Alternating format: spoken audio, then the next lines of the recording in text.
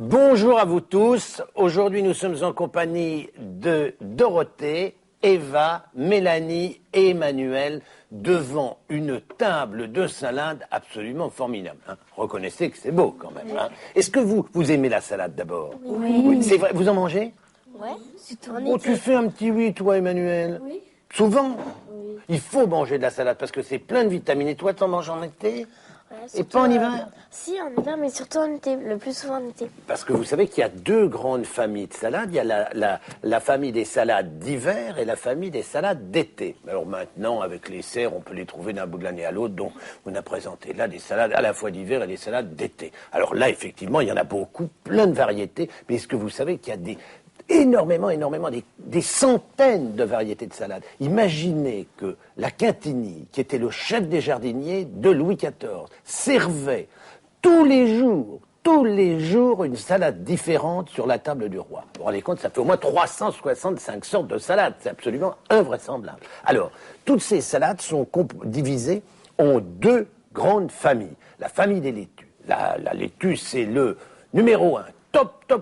Top, premier oui parade de la salade, c'est la laitue. Alors vous la connaissez, la laitue, regardez, c'est celle-là. Alors elle est toute verte, elle a des feuilles, vous voyez, d'un vert très tendre, mais quelquefois elle est rouge, elle peut aller jusqu'au jaune. Vous savez ce qu'on raconte? Que si on mange beaucoup de salade, eh bien ça calme les ardeurs des obsédés sexuels. Alors, on va espérer qu'ils en mangent beaucoup, hein, surtout. Alors, donc, je vous disais, la laitue, chef de famille, chef d'une grande famille dans laquelle on retrouve la romaine. Ça, c'est une salade formidable, car vous savez que la salade, c'est bon, cuit aussi. On peut s'en servir comme légumes, on les fait cuire, on les met au gratin. Ça, voilà, ça fait partie de la romaine, fait partie de la famille des laitues. Ensuite, qu'est-ce qu'il y a d'autre? Il y a la Batavia. Regardez cette Batavia comme elle est jolie. Vous voyez, elles sont énormes, le cœur est un petit peu blanc, elles sont toutes frisées comme ça, c'est absolument délicieux. Vous avez une salade qu'on ne trouvait pas dans le temps, qui est une salade moderne, mise au point par des botanistes, ce sont les feuilles de chêne. Ah oui, c'est très fragile, c'est une salade qui craque comme ça, mais c'est délicieux. Hein. Attention, ça existe comme ça tout vert et ça existe rouge également. Voilà la sucrine aussi, la petite là. Elle croque, elle a un petit goût de sucre derrière. Vous verrez, on la goûtera tout à l'heure. Elle est absolument exquise. C'est une salade nouvelle aussi et ça s'appelle la sucrine. Alors, la deuxième grande famille, c'est la chicorée. La chicorée ne fait pas partie de la famille des laitues, c'est une autre grande famille. Et là, il y a l'escarole, par exemple. Vous voyez la scarole. Regardez, quand elle a des grandes feuilles comme ça tout autour, on dirait une danseuse de mambo. Vous voyez les feuilles? Eh bien oui. Et là, vous avez celle-là, la frisée. Regardez comme elle est belle, cette fleur. Elle est énorme, regardez-moi ça. Elle est gigantesque, hein. Voilà, et ben ça c'est une très jolie frisée et elle fait partie de la salade de la famille des chicorées. Alors, il y a d'autres salades évidemment qui ne font pas partie de ces deux familles et il y en a une essentiellement dont on n'a pas du tout parlé et vous l'avez devant les yeux. La romaine. C'est blanc. L'endive. Ah, voilà, l'endive. Alors l'endive, vous savez que c'est une salade qui existe depuis très très longtemps et c'est un Belge qui l'a inventée. Eh oui, c'est un Belge qui a inventé l'endive. Il y a très longtemps, c'était avant que les endives ne soient forcées. Parce que les endives, maintenant, sont forcées. Avant, elles poussaient en terre. Alors vous savez, l'endive, ce que c'est d'abord une racine. Une racine un peu comme une carotte. On la plante en terre, une fois qu'on a fait pousser cette racine, et puis là, on la recouvre de terre complètement, puis ensuite de tôle, et c'est une salade qui pousse complètement à l'abri de la lumière. Elle ne doit pas voir du tout le soleil. Mais maintenant, on fait différemment. On prend les racines, on les met dans des grandes caisses, et puis on l'alimente avec des tuyaux, et puis elle est dans un hangar, complètement à l'abri de la lumière, et elle pousse maintenant comme ça, l'endive. Ça ne veut pas dire qu'elle est mauvaise, hein, mais maintenant, elle est douce, alors qu'avant, l'endive était amère. Dites, pour vous, qu'est-ce que c'est qu'une salade? Des feuilles. Eh bien, tu vois, pour tout le monde, c'est ça. La salade, c'est de la verdure. Alors qu'en fait, la salade, c'est un couple. C'est deux éléments tout à fait indissociables. C'est de l'assaisonnement, c'est-à-dire de l'huile. Qu'est-ce que vous mettez dans l'assaisonnement de la salade? Du vinaigre. Huile, vinaigre. Toi, tu mets de l'ail, tu mets de l'échalote, et on peut le faire. On peut mettre du poivre et on met du sel. L'assaisonnement le plus simple, c'est huile, vinaigre, sel, poivre. Hein? Bon. Et ça, avec de la salade, ça forme un couple qui est un couple tout à fait indissociable. Est-ce que vous avez déjà été dans un jardin? Est-ce que vous avez déjà vu un vrai jardinier? Comment il cultive de la salade? Non. Non, jamais. Est-ce que ça vous amuse d'aller dans les environs de Châteaudun chez un monsieur qui cultive de la salade? Oui. À l'ancienne. Vous voulez? Regardez, on va y aller.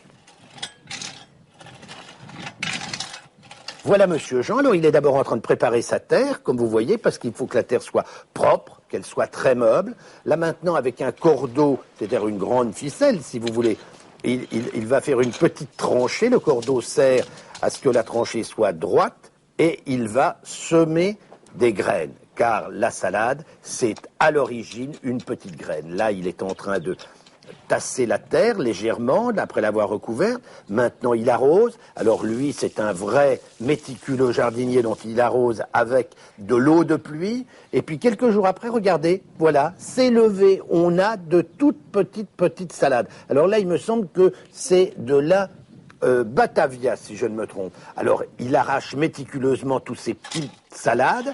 Il prend soin de, évidemment, garder la racine et toutes les petites radicelles autour. Et ces petites salades s'appellent des plants.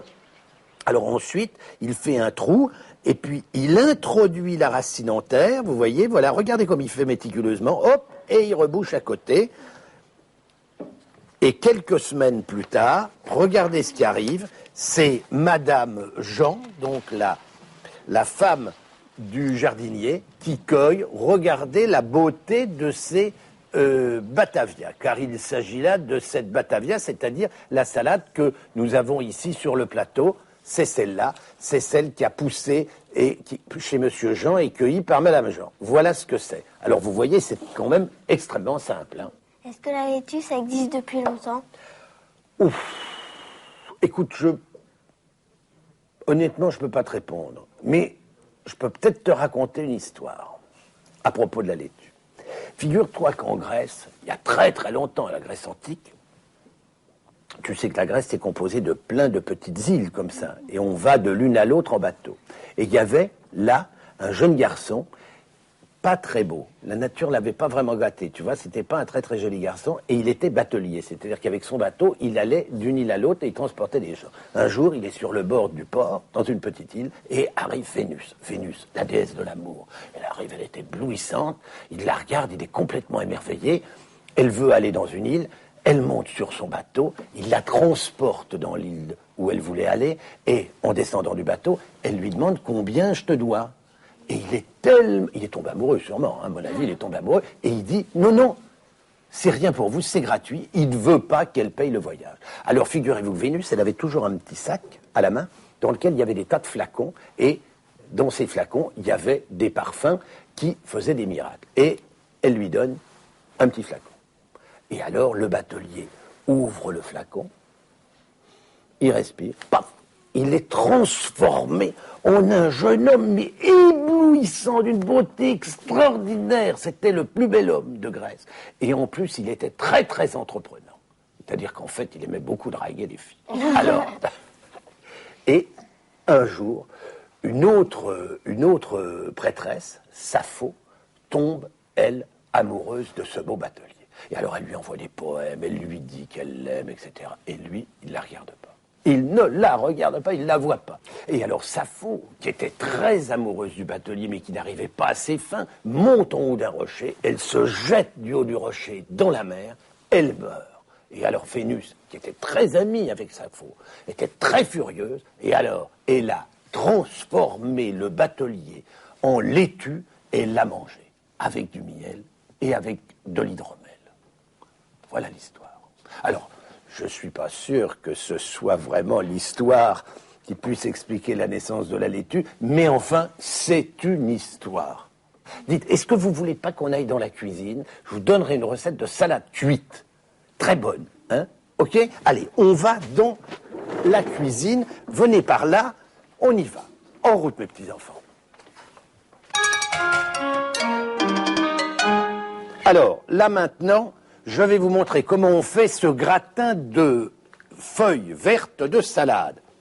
On va les faire blanchir, c'est-à-dire on va les faire cuire dans l'eau bouillante et on va les mélanger avec une béchamel. Alors la béchamel, c'est une sauce qui est un très grand classique de la cuisine. D'habitude, toutes les ménagères le ratent. Nous, on va la réussir parce que j'ai trouvé un truc pour faire de la béchamel très rapide et inratable. Alors pour faire la béchamel, il faut 40 grammes de beurre, 40 grammes de farine, il faut 1 demi-litre de lait et avec ça, on fait une béchamel. On rajoute un petit peu de noix de muscade.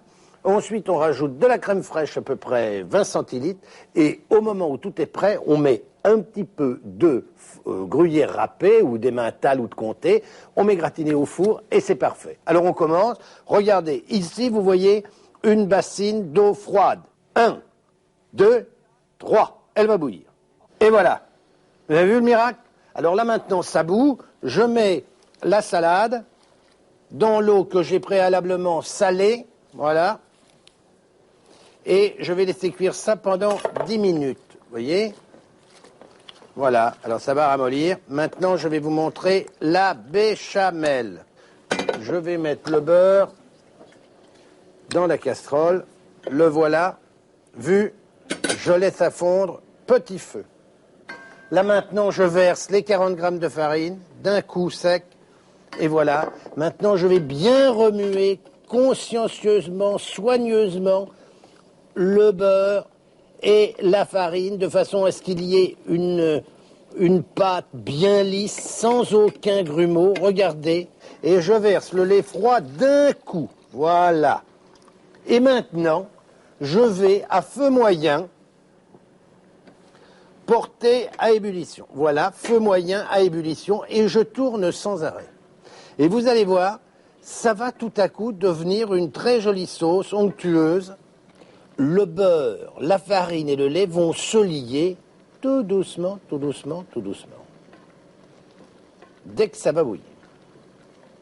Elle est prête. Après, vous la laissez cuire 10 minutes tout doucement, vous allez utiliser ces appareils isolants qui sont absolument formidables. Vous le mettrez dessus pour que la chaleur soit bien répartie. Ça, c'est un miracle, hein, c'est un deuxième. Disons que ça, c'est un vrai miracle, alors que ça, t'y croyais pas, hein.